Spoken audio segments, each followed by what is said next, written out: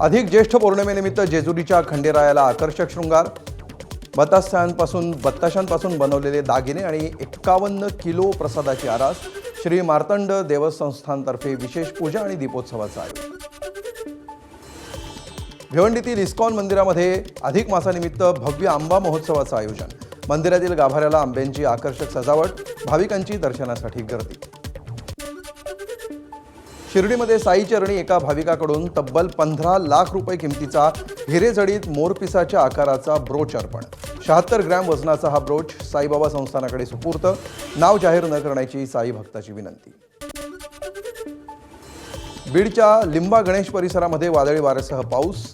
मसेवाडीमध्ये वाऱ्यामुळे शेतकऱ्याच्या घरावरचे पत्रे उडाले, तर पावसामुळे शेतीचं नुकसान होण्याची शक्यता.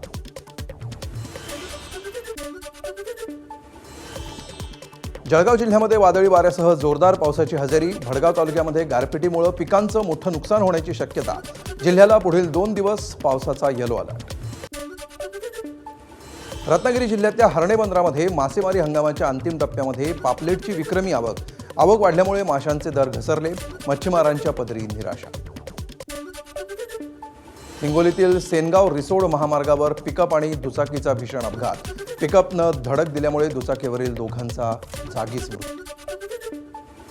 नालासोपारा पूर्वेमध्ये बस चालक आणि फेरीवाल्यामध्ये धक्काबुक्की.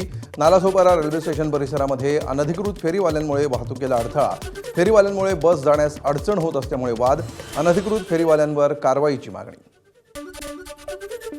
मुंबईमध्ये मेट्रो स्टेशनवर 17 वर्षीय विद्यार्थिनीचा विनयभंग. कांदिवली पश्चिम येथील डहाणूकरवाडी मेट्रो स्थानकातली घटना. मेट्रो स्टेशनवर सीसीटीव्ही नसल्यामुळे महिला सुरक्षेचा गंभीर प्रश्न. लिफ्टमध्ये एकट्या विद्यार्थिनीला गाठून अज्ञाताकडून विनयभंग. एबीपी माझा, उघडा डोळे बघा नीट.